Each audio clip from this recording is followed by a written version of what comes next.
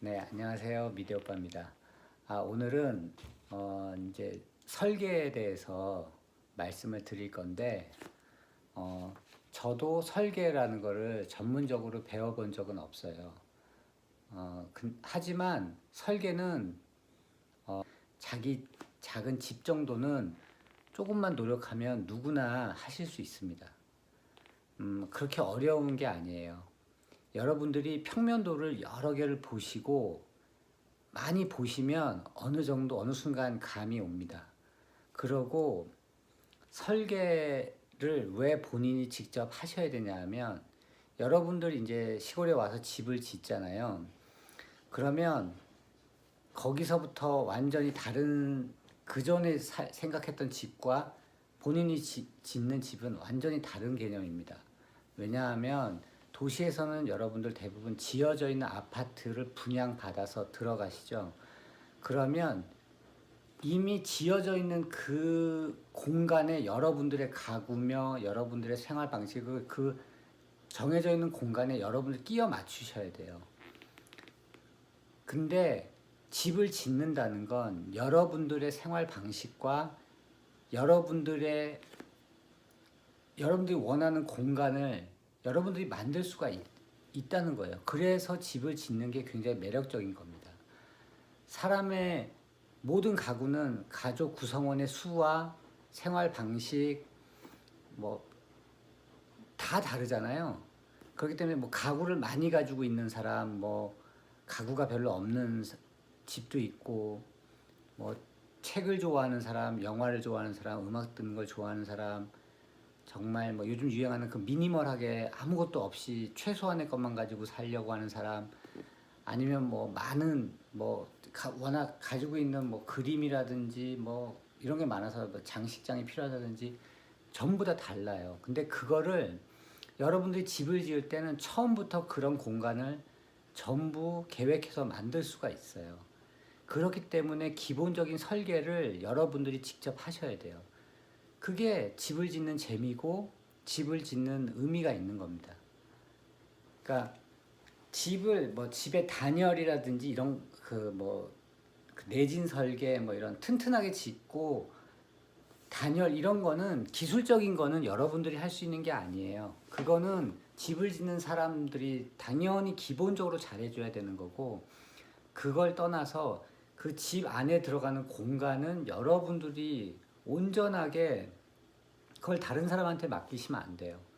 자기가 해야 돼요. 그리고 왜 TV에서 가끔 왜 설계 이런 집 지어주고 뭐 이렇게 집 리모델링 해주고 하는 프로그램 예전에 많았잖아요.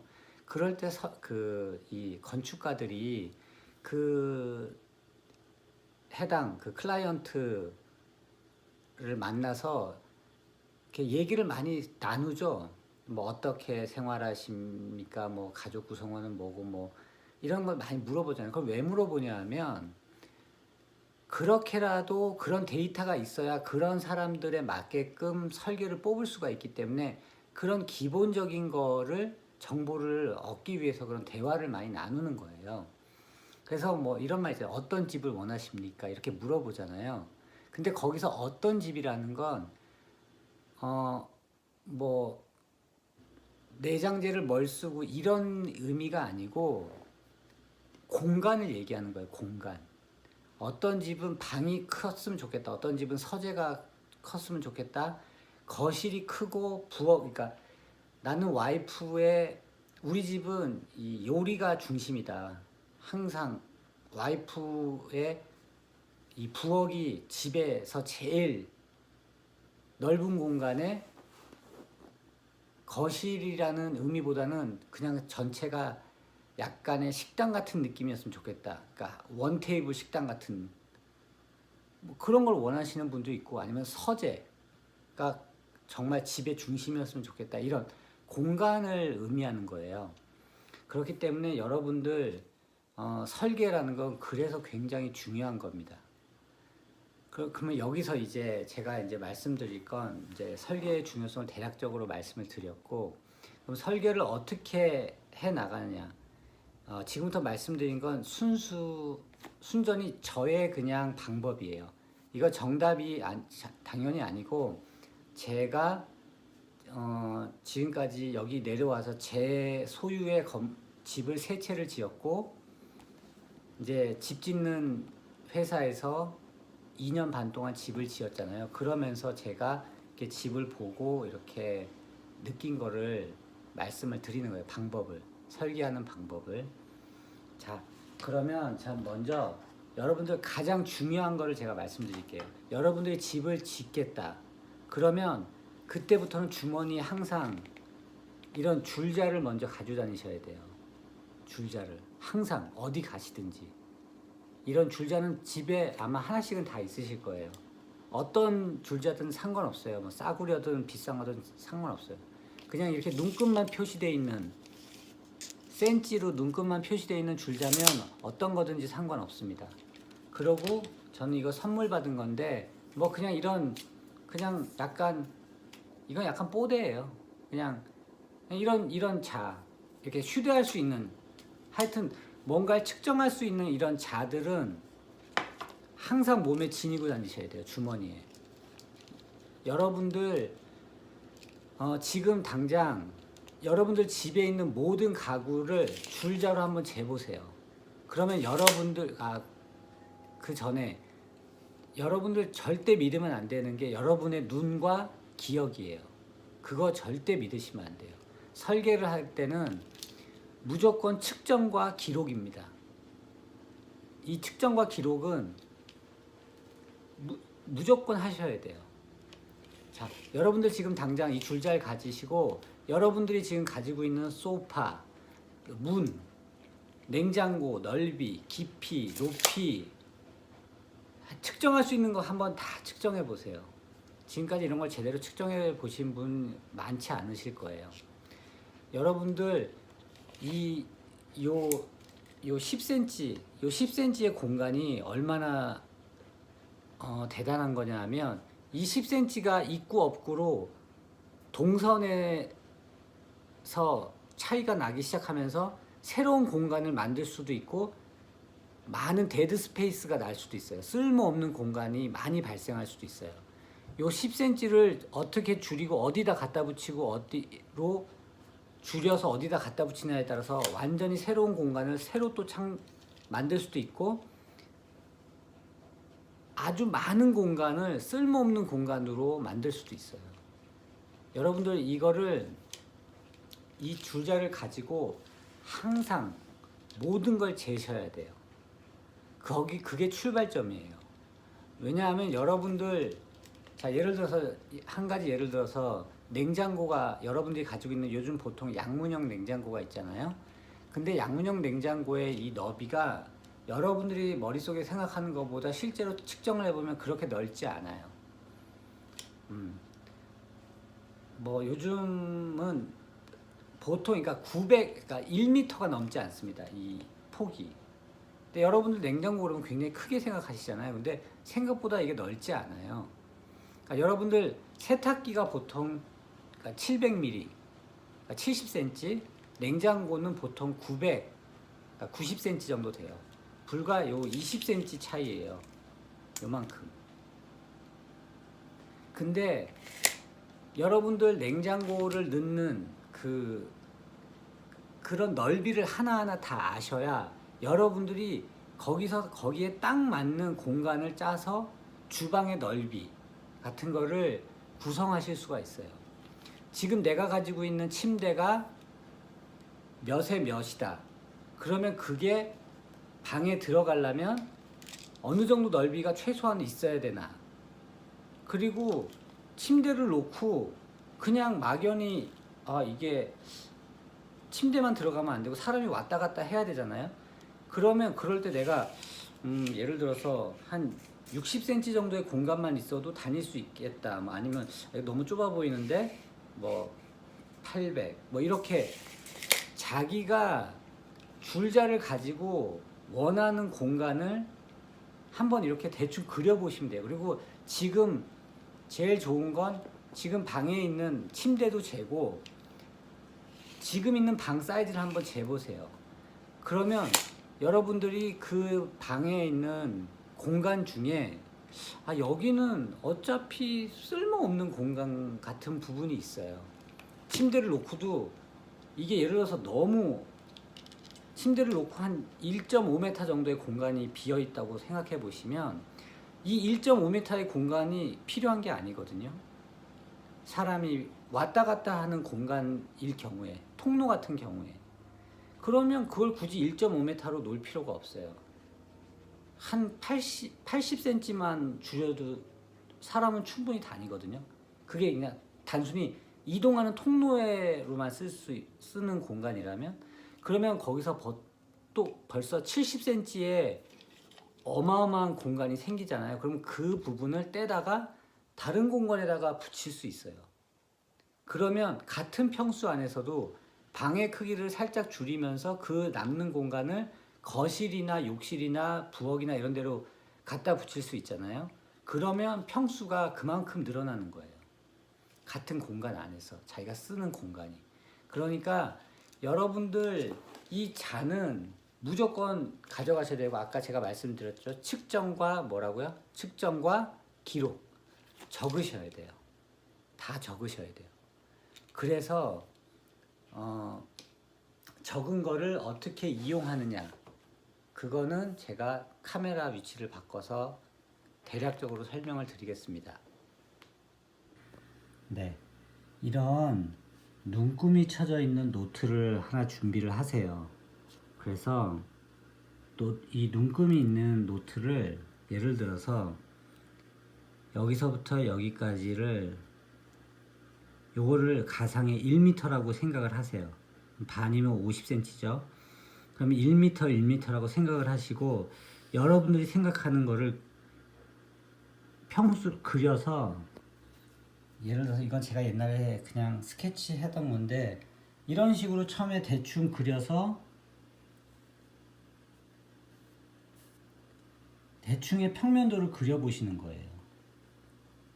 근데 여기에 자, 이런 옷장의 사이즈라든지 테이블, 이런 크기, 이런 것들은 실측을 한 상태에서 똑같은 비율로 그리시는 거예요.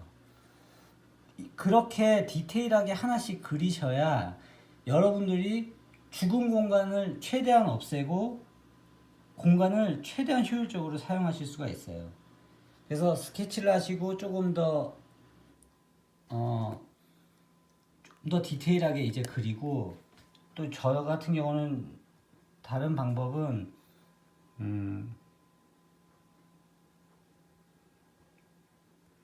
저는 이런 아이패드를 이용해서 이렇게, 이것도 하나당 1m씩 계산해서 이렇게 그리는 거예요. 공간을. 근데 이거를 조금만 연습하다 보면 금방금방 하실 수 있어요. 그러니까 이런 책에 보이는 이런 평면도를 유심히 여러분 보세요. 그러니까 이런 건물의 평면도가 이런 거라는 거는 여러분 다 아시잖아요. 근데 이거를 그냥 무심히 보시지 마시고, 이제 관심을 가지고 본인이 이제 집을 지어야 된다고 생각을 하시면 더 유심히, 그리고 연습을 계속 하시다 보면 어느 순간 금방 늡니다. 자, 제가 보여드린 것처럼 자꾸 그려보셔야 돼요. 근데 그냥 그리면은 힘들잖아요. 그러니까 제일 먼저 여러분들, 제가 계속 강조하는데, 이런 자로 꼭 실측을 하신 다음에 그려보시고요. 그 다음에 이제 여러분들이 이제 이런 집을 지으려고 하시면 어느 이제 뭐 모델하우스나 이런 데, 건축박람회나 이런 데 가시잖아요. 그러면 뭐 쪽팔려 하실 필요 없어요. 줄자 가지고 가셔가지고 재세요. 여러분들이 마음에 드는 공간이 있잖아요. 그러면 그 공간을 재세요. 재셔가지고 기록을 하세요. 기록을 하시고,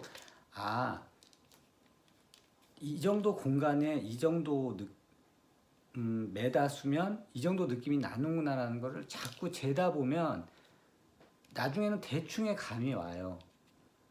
이게 한 3m만 돼도 굉장히 넓게 느껴지는구나. 4m면 진짜 넓다. 2m만 돼도 뭐 괜찮네 이런 그 감이 와요. 그러니까 여러분들 이렇게 그냥 항상 끄적끄적 계속 그리세요. 그리고 근데 저는 이제 자주 그리다 보니까 이걸 지우고, 왜냐하면 그리다 보면 이 부분 빨리 수정하고 싶은데 이럴 때 있는데 그럼 또 지워야 되잖아요. 그렇기 때문에 저는 이제 이 아이패드를 사용해요. 아이패드를 사용해서 레이어를 사용해 가지고 이제 처음 그린 부분에서 조금 수정할 부분을 그 다른 레이어에다 또 그리고 거기서 또 레이어 얹어서 또 그리고 또 그리고 해가지고 계속 이제 그린 걸 피드백해서 또 그리고 피드백해서 또 그리고 계속 그걸 반복하다 보면 같은 공간 안에서 정말 많은 레이아웃이 나오거든요. 근데 그리다 보면 딱 자기 마음에 딱 드는 레이아웃이 나와요. 근데 그 레이아웃을 실측을 기반으로 해야 머릿속에서 입체로 상상할 수가 있어요. 그러니까 여러분들 이걸 가지고 여러분들 지금 제일 간단하게 할 수 있어요.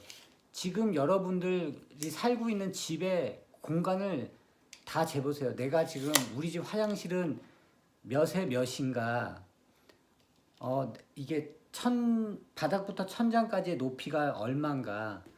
근데 내가 이 높이면 좀 내가 좀 낮게 느껴진다. 좀 높았으면 좋겠다. 그러면 얼마 정도 높이면 내가 괜찮을까? 이런 것까지 다 생각을 하신 상태에서 설계를 하시면, 그렇게 하고 설계를 하고 집을 지어도 후회하는 게 나오거든요, 나중에. 그렇기 때문에 그 후회를 최소화하기 위해서 설계 단계에 본인이 적극적으로 본인의 의사를 반영시키셔야 돼요. 그래야 본인의 집이죠. 우리는 아파트를 분양받는 게 아니잖아요. 집을 짓는 거잖아요. 집을 짓는 건 본인의 의지가 담겨 있어야 돼요. 나의 가치관, 나의 생활 방식, 내 라이프 스타일이 담겨 있어야 내 집인 거예요. 개를 키우는 사람, 고양이를 키우는 사람의 집과 아무 그 반려동물을 키우지 않는 사람의 집에서 똑같다. 그러면 좀 이상하잖아요. 나는 정말 우리 집 개를 위해서 더 좋은 환경을 제공할 거야 라고 할 수도 있잖아요. 문에다가 조그만한 그 캣도어나 이런 것들을 달아주거나 이런 것도 세심한 배려거든요. 근데 그런 거를 지으려면 연구를 해야 되잖아요. 그럼 밖에 있는 공기가 안에 안 들어오게 하려면 한 이중문 정도를 해야겠구나. 뭐 이런 거라든지 그런 고민부터 시작해서 우리 집 애가 지금 몇 살인데 그래도 앞으로 우리 집에서 내가 케어해야 될 그 날이 많이 남았으면 애를 중심으로 놓고 설계를 한다든지. 설계란 그런 거예요. 나의 라이프 스타일을 반영하는 공간을 만드는 게 설계지 다른 게 설계가 아니에요.